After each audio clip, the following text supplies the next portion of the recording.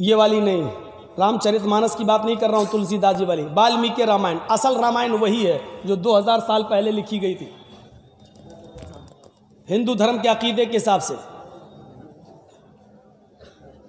जब रावण सीता को लेके चला गया तो हनुमान और लक्ष्मण दोनों तलाश करके रावण की लंका में आग लगाकर सीता जी को रावण के चंगुल से छुड़ाकर जब लाते हैं और रामचंद्र जी के सामने खड़ा कर देते हैं तो सीता जी रामचंद्र जी के पैरों पे गिर गईं। वहीं से हिंदू धर्म में पैर छूने का रवाज चल रहा है। पैरों पे गिर गईं, उनके पैर छूने लगी।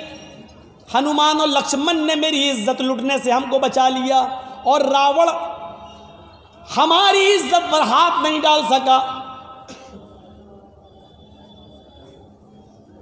लेकिन जब सीता जी रामचंद्र जी के पैर छूने लगी तो रामचंद्र जी ने उनको छूने नहीं दिया। घुटनों तक पहुंची थी, पैरों पे जा रही थी, उन्होंने पकड़ लिया और उठा लिया। और वाल्मीकि रामायण कहती है रामचंद्र जी ने ये जुमले पढ़े, राम रामाय नमः, राम रामाय सत्यम अस्ति। है सीता, मैं राम हूं और राम का भी एक राम है ऊपर वाला। राम रामाय नमः। सीता, राम के राम को नम करो, राम रामाय नमः। राम के राम को, मैं राम हूं तेरा, तेरे राम का राम है ऊपर वाला। हाय सीता, राम के राम को, अपने राम के राम को नमा करो, अपने राम को नहीं। हिंदू भाई समझ बैठे अपने राम को नमा करो, सर झुकाओ। जबकि रामचंद्र जी ये कह रहे हैं अपने राम के राम को नमा करो, अपने राम के सामने झुको, उसको प्रणाम करो, उसके सामने सर झुकाओ। राम रामाय सत्यम अस्ति। हाय सीता, तेरे राम का ही राम सच्चा है। इसलिए अर्थी दी जाती है जब जनाजा उठता है हिंदू भाइयों में किसी का, तो जब शमशान घाट ले जाते हैं तो क्या पढ़ते हैं मालूम है? क्या पढ़ते हैं? क्या कहते हैं हिंदू भाई? राम राम सत्य है। अब बदल दिया, कहने लगे राम नाम सत्य है, जबकि राम नाम सत्य है नहीं। रामायण में लिखा राम रामाय सत्य, सही शब्द क्या? राम राम सत्य है, यानी राम का राम सच्चा है। तो बहुत से हिंदू तो यही कहते हैं राम राम सत्य है, राम राम सत्य है, राम राम सत्य है। और बहुत से लोगों से जब मुर्दा उड़ता नहीं तो कहते हैं सबकी यही गत है। वो जैसे हम लोगों में कुछ बदमाश किस्म के होते हैं ना, मजाक उड़ाते हैं, ऐसे ही उनमें भी होते हैं। अब कोई कह रहा है जो उठा रहा राम राम सत्य है, पीछे वाले कहते हैं हमसे नहीं उठत है। मजाक हर जगह उड़ाया जाता है। तो सही शब्द क्या है? राम का राम सच्चा है। अब बदल दिया राम राम। और सही शब्द क्या है? शमशान घाट कहते नहीं, शमशान, शमशान क्या पढ़ते हैं हिंदू लोग? उसको क्या कहते हैं जहां मुर्दे जलाए जाते हैं? शमशान। सही शब्द शमशान नहीं है। ये बात मैं जिंदगी में पहली बार बता रहा हूं आपको। सही शब्द शमशान नहीं है, सही शब्द है शयनशान। क्या है सही शब्द? शयनशान। कितना बिगाड़ हुआ है, बिगड़ के कहां आ गया? शमशान। शमशान का कोई अर्थ ही नहीं होता संस्कृत में। आप उठा के देख लो, हिंदी, संस्कृत, हिंदू, हिंदी। और शयनशान का मतलब होता है, आप ट्रेन में सफ़र करेंगे, ट्रेन में जब आप जाएंगे तो आप देखेंगे जो कोच होते हैं, रिजर्वेशन कोच, तो उसमें आप देखेंगे इंग्लिश में लिखा होता है स्लीपर कोच, स्लीपर कोच। और हिंदी में क्या लिखा होता है? शयनशान डिब्बा, शयनशान। शयनशान का मतलब, स्लीपर का मतलब सोने वाला, यानी यहाँ पर आदमी सोता है, यानी सोने वाली सीट उसको मिलती है।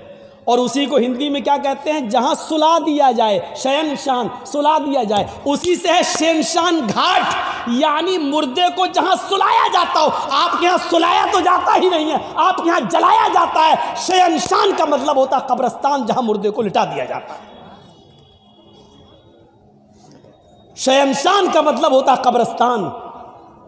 तुम अपने मुर्दों को शयनशान ले जाओ, मतलब क्या हुआ, घाट ले जाओ? नहीं, कब्रिस्तान ले जाओ, यानी दफन करने का सबूत हिंदू भाइयों में भी है, जलाने का सबूत उधर भी नहीं है। लेकिन अब बदल दो। अब जिस देश के अंदर ऐसे पढ़े लिखे पंडित लोग होंगे आजकल की तरह, साक्षी महाराज जैसे लोग, तो वो धर्म का बेड़ा गर्क नहीं करेंगे तो क्या होगा। कोई पढ़ा लिखा आदमी इनके बीच में पढ़ नहीं पा रहा है, उससे डिबेट हो नहीं पा रही है, नहीं तो उसकी पढ़े लिखे लोगों से डिबेट करते ही कब हैं। मैंने आपको बताया था ना, सवाल भी उनके, जवाब भी उनके, एक ही है, दूसरा नहीं। इससे बड़ी तौहीद कहीं होगी? जिस तरह एक प्यार करने वाली पत्नी का एक ही पति होता है, उसी तरीके से सच्चे भक्त का एक ही ईश्वर होता है। जिस तरह बहुत से मर्द रखने वाली पत्नी नहीं वेश्या कहलाती है, ऐसे ही बहुत से देवी देवताओं पर विश्वास करने वाला, उनको मानने वाला वेश्या समान होता है। इससे बड़ी तौहीद कहीं होगी? कुरान करीम अपने अंदाज में उस तौहीद को पेश करता है, इन्नल्लज़ीना तदऊना मिन दूनिल्लाहि लन यख़्लुक़ू ज़ुबाबन वला यज्तमऊ लह। अल्लाह को छोड़कर ये जिनको पुकार रहे हैं, जिनसे मदद मांग रहे हैं, जिनसे बेटा बेटी मांग रहे हैं, अल्लाह का आस्ताना, अल्लाह का दरवाज़ा छोड़कर, अल्लाह का दर छोड़कर ये जिनसे भी मांग रहे हैं, लन यख़्लुक़ू ज़ुबाबन, वो एक मक्खी भी पैदा करने की ताकत नहीं रखते। वला यज्तमऊ लहू, अगरचे वो सब की सब मिल जाएं, यानी कश्मीर से कन्याकुमारी तक और बरेली से बगदाद तक, सब अपने जिंदे मुर्दे पीरों वलियों को सबको इकट्ठा कर ले, सब जिंदे मुर्दे सबको ही जमा कर ले, ये सब मिल जाएं तो एक मक्खी भी पैदा नहीं कर सकते हैं। फिर का मक्खी पैदा करना और उसमें जान डालना तो बहुत बड़ी बात है। इन यस्लुबहुमुज़्ज़ुबाबु शैअन ला यस्तनक़िज़ूहु मिन्हु, अगर मक्खी इनकी खाने पीने की चीज़ पर बैठकर थोड़ा सा लेकर उड़ जाए, अरे मक्खी कितना ले जाएगी? आप हलवा खा रहे हैं और बैठ गई और लेके उड़ गई, तो मक्खी कितना लेके जाएगी? मक्खी है, कितना लेके जाएगी? अल्लाह कह रहा है ये जिनको पुकार रहे हैं वो तो इतने कमज़ोर हैं, मक्खी इनकी जिस चीज़ पर बैठकर जो थोड़ा सा ले गई, अभी उस मक्खी को पकड़ के जो चीज़ ले गई उससे वो चीज़ छीन भी नहीं सकते, वो वापस भी नहीं ले सकते। जो मक्खी का कुछ नहीं बिगाड़ सके वो तुम्हारा क्या बिगाड़ेंगे? ज़ऊफ़त तालिब वल मतलूब, मांगने वाला भी कमज़ोर हो, जिससे मांग रहा है वो भी कमज़ोर, कमज़ोर कमज़ोर के पास जा रहा है, मजबूर मजबूर के पास जा रहा है, बेबस बेबस के पास जा रहा है, लाचार लाचार के पास जा रहा है। एक चीज़ ये हो गई। इस्लाम की दूसरी खूबी, इस्लाम की दूसरी खूबी क्या है? इस्लाम दीन रिसालत है, यानी रसूल का सही मतलब इस्लाम ने बताया। अब देखिए दुनिया में जितने भी धर्म हैं, कोई भी एक धर्म उठाओ और हमें उसका नाम लो और बताओ, कोई भी धर्म ऐसा नहीं है जिसके मानने वालों ने अपने यहाँ जो भी नबी, जो भी पैगंबर उनके यहाँ आया, उसको उन्होंने इंसान रहने ही नहीं दिया। अब देख लीजिए, यहूदियों में कौन आए? मूसा, उज़ैर अल्लाह का बेटा बना दिया। ईसाइयों में कौन आया? ईसा, ईसाइयों ने ईसा को रसूल रहने ही नहीं दिया, इंसानियत से निकाल के सन ऑफ गॉड, अल्लाह का बेटा बना दिया। आप लुम्बिनी चले जाइए, लुम्बिनी नेपाल में, गौतम बुद्ध की एक बहुत बड़ी मूर्ति बनी हुई है। जापान और दूसरे देशों से भी लोग आते हैं गौतम बुद्ध की मूर्ति के पास देखने के लिए। तो गौतम बुद्ध, वो गौतम बुद्ध जिनकी पत्नी थी, वो गौतम बुद्ध जिन्होंने शादी की थी, वो गौतम बुद्ध जिनकी पत्नी से एक बेटा पैदा हुआ जिसका नाम राहुल था, उन्होंने अपनी पत्नी और बेटे को छोड़ दिया और जंगल में चले गए सच्चाई को तलाश करने के लिए। और जंगल के पत्ते चबा चबा कर अल्लाह को ढूंढते ढूंढते उन्होंने जंगल ही में अपनी जान दे दी। तो लोगों ने कहा ये सच की तलाश में निकले थे, बीवी बच्चों को छोड़ के सच्चाई के रास्ते को तलाश करने के लिए निकले और जान चली गई। उनको लोगों ने क्या बना दिया? गौतम बुद्ध। और उनकी मूर्ति के नीचे लिखा हुआ है भगवान बुद्ध। यानी उनको भी इंसानियत से, जिसकी बीवी थे, जिसका बच्चा राहुल है, उसको भी इंसानियत से निकाल के क्या बना दिया? भगवान। कृष्ण जी इंसान थे और कृष्ण जी जंगल में सो रहे थे। और पढ़िए महाभारत, कृष्ण जी जंगल में लेटे थे। एक शिकारी शिकार खेलने के लिए गया और उसने हिरन को तीर मारा और उस तीर में जहर लगा हुआ था। जहर कि हिरन को लगेगा, जब तक उसके पास भाग के जाएंगे तब तक उसके जहर से वो मर जाएगा और हम उसको पकड़ के ले आएंगे और अपने यहाँ खा लेंगे। शिकारी हिरन का शिकार करने गया, उसने हिरन को तीर मारा लेकिन हिरन को तीर नहीं लगा। कृष्ण जी सो रहे थे, जंगल में लेटे थे, उनके पैर के निचले हिस्से में तलवे में वो तीर घुस गया। जहर लगा था, जहर के असर से कृष्ण जी मृत्यु पा जाते हैं। कृष्ण जी चले गए। भगवान है कृष्ण जी और तीर में लगे हुए जहर के असर से मृत्यु पा जाते हैं। इंसान हैं लेकिन उनको भगवान का दर्जा देके क्या कह दिया गया? कृष्ण भगवान। रामचंद्र जी 14 साल का वनवास लिए, इतने बेबस कि उनकी पत्नी सीता को रावण लेके चला गया, वो बचा नहीं सके। हनुमान और लक्ष्मण जी को तलाश करने के लिए भेजा, लेकिन रामचंद्र जी को राम मनुष्य से निकाल कर, इंसानियत से निकाल के क्या बना दिया? राम को राम भगवान। सिखों को देख लो, महावीर सिखों को गुरु नानक पर सबसे ज्यादा भरोसा करते हैं, लेकिन सिखों के टेंपल में, मंदिर में, गुरुद्वारे में चले जाइए तो गुरु नानक की मूर्ति के नीचे लिखा हुआ है गुरु नानक भगवान। जैनियों में चले जाओ, महावीर जी को मानते हैं, लिखा महावीर भगवान। दुनिया में कोई धर्म ऐसा नहीं रहा जिसने अपने यहाँ आने वाले इंसान को, महान पुरुष को, पुरुष रहने दिया हो, इंसान भगवान का दर्जा दे दिया। भगवान का सिर्फ इस्लाम एक ऐसा मजहब है जिसने मुहम्मदुर रसूलुल्लाह सल्लल्लाहु अलैहि वसल्लम को भगवान का दर्जा नहीं दिया। आने वाले उस नबी के बारे में अल्लाह ताला ने फरमाया क्या है? दुनिया के मुसलमानों, अल्लाह मैं ही हूं, तुम्हारे दरमियान हम जो रसूल भेजे हैं, जो पैगंबर भेजे हैं, वो भगवान नहीं है। हमने उनको अपने नूर से भी पैदा नहीं किया है। आए लोगों, इस्लाम के अंदर आना है तो ये अकीदा रखना है, कुल इन्नमा अना बशरुम मिस्लुकुम।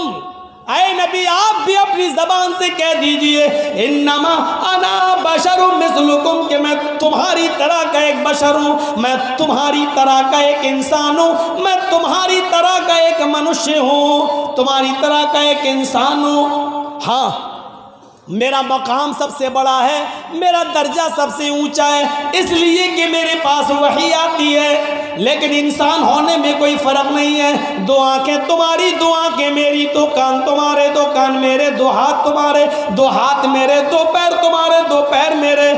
तुम भी चलते हो, हम भी चलते हैं, तुम भी सोते हो, हम भी सोते हैं, तुम खाते पीते हो, हम भी खाते पीते हैं। तुम्हें लैट्रीन पेशाब पायखाने की ज़रूरत होती है, हमें भी होती है। तुम्हें शादी की ज़रूरत है, हमने भी की है। तुम्हारे बच्चे होते, हमारे भी बच्चे हैं। तुम्हारे बाप दादा हैं, हमारे भी बाप दादा हैं। इंसान होने में हम में और तुम में कोई फ़र्क नहीं है। हाँ, फ़र्क है मकाम और मर्तबे का, फ़र्क है तो दर्जे का, दर्जे का फ़र्क है। अल्लाह ताला ने इंसानियत में सबसे ऊंचा मकाम मेरा रखा है, सबसे ज़्यादा फजीलत मेरी रखी है, इसलिए कि मेरे पास जिब्राइल आते हैं, कुरान लेके आते हैं, अल्लाह की वही आती है, कुरान मेरे ऊपर उतरता है। इस कुरान की बरकत ने हमें तमाम लोगों में सबसे अफजल कर दिया है, लेकिन इंसान होने में कोई फ़र्क नहीं है।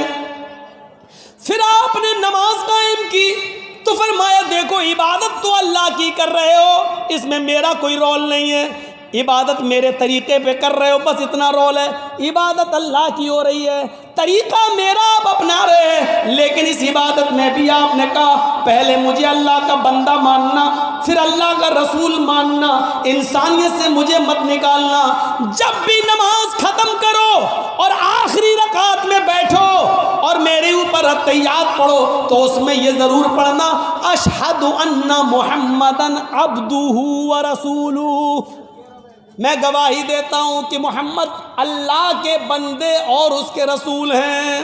पहले बंदा कहो फिर रसूल कहो, यानी मैं अल्लाह का रसूल भी हूँ और इंसान भी हूँ। अब्द यानी बंदा, मैं अल्लाह का बंदा, मोहम्मद इब्न अब्दुल्ला भी हूँ और मोहम्मदुर रसूलुल्लाह भी हूँ। आप मुझे बंदा भी मानो और रसूल भी, दोनों बातें मानोगे तो मुसलमान हो, वरना नहीं। फिर वेदों को पढ़िए, उसने भी आखिरी नबी को इंसान ही बताया। वेदाहमिद पुरुष महानिमादित्तो, वेदाहमिद पुरुष महानिमादित्तो वरुण तपस प्रस्तात्यन्याय। वेदाहमिद पुरुष, अहमद इस दुनिया में आएंगे, पुरुष इंसान होंगे, वेद भी कह रहा है कि वो पुरुष होंगे, वो इंसान होंगे, पुरुष इंसान मनुष्य, वो पुरुष होंगे इंसान होंगे। वेदाहमिद पुरुष महानिमादित्य, बहुत बड़े महान पुरुष होंगे, उनके बराबर कोई दूसरा नहीं होगा। वरुण तपसा, ईश्वर का अल्लाह का बहुत ज़्यादा नाम लेने वाले होंगे, अल्लाह की भक्ति करने वाले होंगे। वरुण तपसा, बहुत तपस्या करने वाले होंगे। प्रस्ताद, जब अल्लाह ईश्वर का बहुत ज़्यादा नाम लेने वाला इस धरती पर आ जाए और उसका नाम अहमद हो और वो सबसे महान पुरुष इंसान हो तो तुम उसी के घर में चले जाना, उसी की कुटिया में चले जाना, उसी के धर्म में शामिल हो जाना। प्रस्ताद, उसी की कुटिया में चले जाना, प्रस्ताद, उसी के नक्शे कदम पे चलना, वो जो कहे उसी की बात मानना, अहमद के रास्ते पे चलना। यन्याय, स्वर्ग में जन्नत में जाने का अहमद के रास्ते के अलावा कोई मार्ग, कोई दूसरा रास्ता नहीं है, अहमद के रास्ते के अलावा कोई दूसरा रास्ता नहीं है। ये लीजिए, इंसान बता दिया वेदों ने भी, और अल्लाह के रसूल तो इतने बड़े ऐसे इंसान थे, लेकिन सादगी का हाल ये था कि एक शख्स को किसी ने भेजा कि जाओ हमारे गांव में ये परेशानी है और उसकी शिकायत अल्लाह के रसूल से करो। वो अल्लाह के रसूल के पास आया, कहने लगा कि मैं परेशानी बताऊंगा। जैसे ही वो अल्लाह के नबी के पास आया तो अल्लाह के नबी का चेहरा देखकर वो डर गया, कांपने लगा। इतना रौब था नबी के चेहरे पर कि अल्लाह के नबी को देखकर वो कांपने लगा, थर्राने लगा और अपनी बात कह ही नहीं पा रहा था। अल्लाह के रसूल उठे, उसके पास गए और कहा कि तुम किस गांव से आए हो? फला गांव से। क्या बात है, तुम कुछ कहना चाहते हो? जी जी जी, कहो, बेफिक्र होके कहो, डरो नहीं। जी वो मेरे गाँव में नहीं कह पा रहे। तो अल्लाह के रसूल ने उसका डर निकालने के लिए क्या कहा? डरो नहीं, इन्नी लस्तु बि मलिक, अरे मैं कोई बादशाह थोड़ी हूँ, मैं कोई बादशाह थोड़ी हूँ जो तुम मुझसे डर रहे हो। अना बनु इमरातिन ताकुल कदीद, मैं भी अरब की ऐसी औरत का बेटा हूँ, मुझे भी उस माँ ने पैदा किया है, मुझे भी उस औरत ने अपने पेट से जना है जो गोश्त के सूखे टुकड़े खाती थी, खुश्क गोश्त, सूखा हुआ गोश्त खाती थी।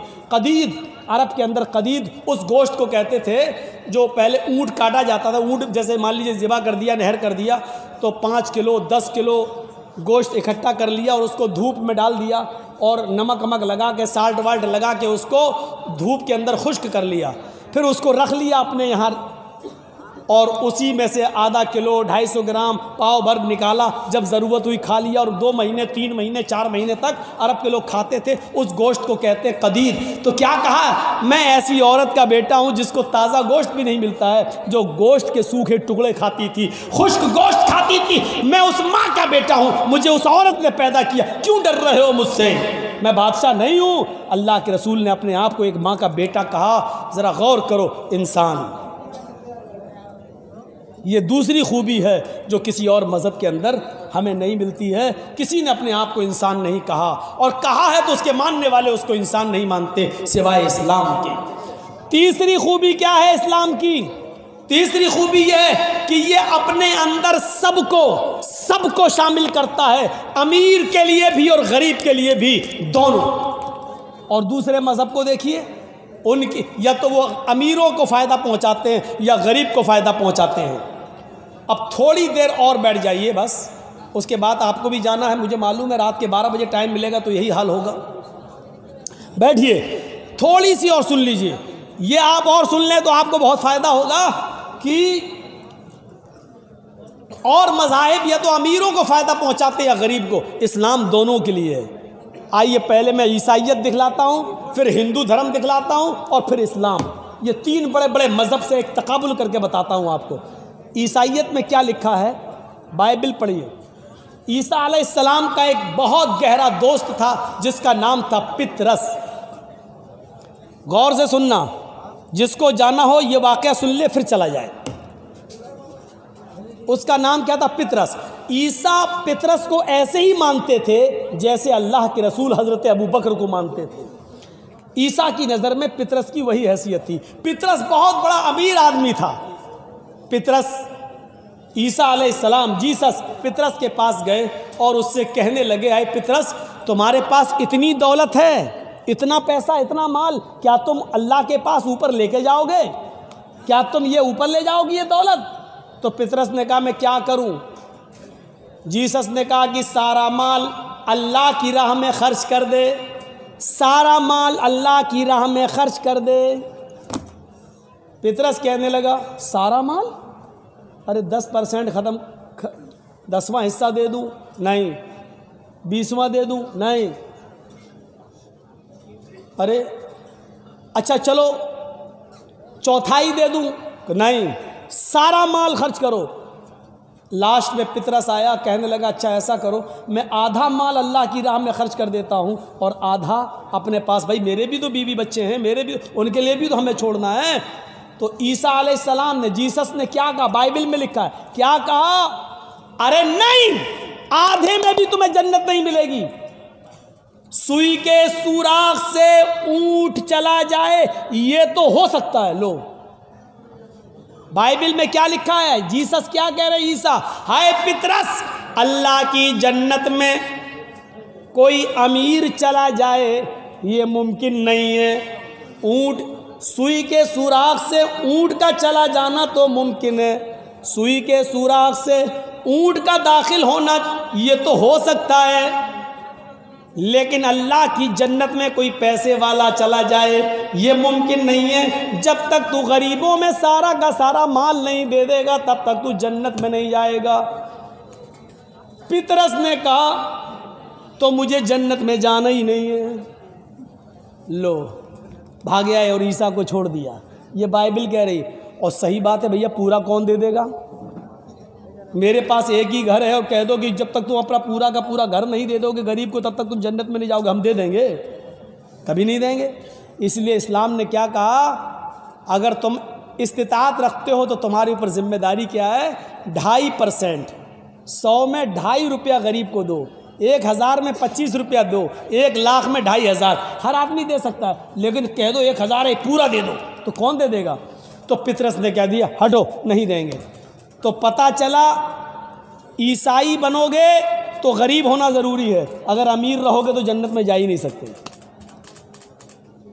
ईसाई धर्म हमें बताता है कि जन्नत में जाना है तो गरीब बनकर जा सकते हो, अमीर रहकर जन्नत नहीं मिलेगी। आओ ज़रा हिंदू धर्म देख लें, मनुस्मृति उठा लो और पढ़ लो। हाय भक्तों, ईश्वर को प्रसन्न करने के लिए हवन करो। सुनो गौर से, हवन करो और हवन में संध्या करो सुबह और शाम। और उस संध्या में हवन के अंदर ये चीज़ें तुम्हारे लिए ज़रूरी हैं। 16 चमचे 16 चम्मच देसी गाय का घी हवन में, यानी आग जलाओ, आग, और उस आग में 16 चमचे देसी घी डालो सुबह और 16 चम्मच शाम को। और फिर 100 ग्राम काजू, 100 ग्राम बादाम, 100 ग्राम पिस्ता, 100 ग्राम अखरोट और 1 तोला केसर। केसर समझते हैं ना, केसर, अरे वो बहुत महंगी होती है, लाल रंग की होती केसर, अब आपके यहाँ क्या बोलते हैं मैं नहीं मालूम। जाफरान 1 तोला, 1 तोला। अभी बैद्यनाथ वगैरह की लेके देखो तो आपकी हवा उखड़ जाएगी। 1 तोला इतनी महंगी, और उसमें है 1 तोला सुबह और 1 तोला शाम को। ये 6-7 चीज़ें ही हमें बस याद हो पाई हैं। टोटल मिला के 26 चीज़ें हैं। कुल मिला के मैं बता दूं आपको 26 चीज़ें हैं, जिसमें मुझे 16 चम्मच देसी घी, काजू, अखरोट, बादाम, पिस्ता और केसर, इतनी चीज़ें हमें याद हैं। बस 6 चीज़ें, 20 चीज़ें हमें भी याद नहीं हैं क्या क्या हैं। अब आप जोड़ो, सुबह भी और इतना शाम में, ये आग जलाओ, आहुति दो और इतनी चीज़ें आग के हवाले करो, स्वाहा, ये सब जलाओ। अब 16 चम्मच देसी गाय का घी, और देसी घी तो बाबा रामदेव ही दे पाएंगे भैया, ओरिजिनल कहाँ मिलेगा। वही कहते हैं हमारी हर चीज़ ओरिजिनल है, पता चला उनका शहद भी नकली निकला। वो तो जब लेबोरेटरी पे जा रहा है तो उनकी हर चीज़ में मिलावट निकल रही है। मैं किसकी बात कर रहा हूँ मालूम है ना आपको, नाम लेना सही नहीं है, इशारा कर दूँ, 2.25 आँख वाला,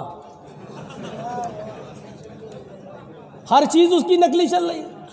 और नकली चलने के बावजूद भी मेहरबानी कहीं और किसी और की है उनके ऊपर, वरना कभी जो बेचारा किसी औरत की शलवार पहन के भागा हो, आज वो धड़ल्ले से, सुना था नहीं क्या कह रहा था, ऐसे आंख मारता हुआ क्या कह रहा था मालूम है। अच्छा भाई आप लोग बताइए 70 रुपये पेट्रोल चाहिए कि 35 रुपये, और आंख मारता जा रहा था। वो तो बाबा था, बच गया। हम लोग होते तो लड़कियों की सैंडल खा जाते, क्योंकि जिस शो में वो कह रहा था वहाँ जितने जेंट्स थे उससे ज़्यादा लड़कियाँ बैठी हुई थी। तो इतनी चीज़ें सुबह और इतनी चीज़ें शाम को। अब 16 चम्मच देसी घी, 1 चम्मच में 10 ग्राम भी घी मान लो तो 16 चम्मच में कितना हो गया, 160 ग्राम। चलो 150 ग्राम मान लो, 10 ग्राम हम छूट दे रहे हैं, कितने का हो गया, 150 ग्राम सुबह और 150 ग्राम शाम को। अगर 300 रुपये किलो भी मान लो तो कितने का हो गया, 40-50 रुपये का तो हो ही गया होगा। 40 का सुबह, 40-50 का शाम को, यानी 50 रुपये सुबह, 50 रुपये शाम, 100 रुपये तो ये हो गए। 100 ग्राम बादाम 80 रुपये के, 100 ग्राम अखरोट, 100 ग्राम पिस्ता, 100 ग्राम काजू और 1 तोला जाफरान, वो तो कई हज़ार की है। और इसके अलावा 26 चीज़ें सुबह और इतनी चीज़ें शाम में। और क्या लिखा हुआ है, ये हर हिंदू को करना ही पड़ेगा, चाहे वो अमीर हो या गरीब। ये लिखा, मनुस्मृति में हवाले का जिम्मेदार मैं, गलत हो तो कोई भी हिंदू भाई हमें टच कर सकता है, मिल सकता है। भारत में हूं, कहीं बाहर भागा हुआ नहीं हूं। हजार यानी सब मिला के बहुत कम कर दूं तो 1000 रुपये का सुबह और 1000 रुपये का शाम को खर्चा, 2000 रुपये कहाँ से लाएगा गरीब आदमी। और लिखा है कि ये गरीब को भी करना पड़ेगा, अन्यथा सब अधर्मी होकर मरेंगे। अगर ऐसा नहीं किया तो वो हिंदू नहीं बल्कि अधर्मी होकर मरेगा और स्वर्ग में नहीं जाएगा।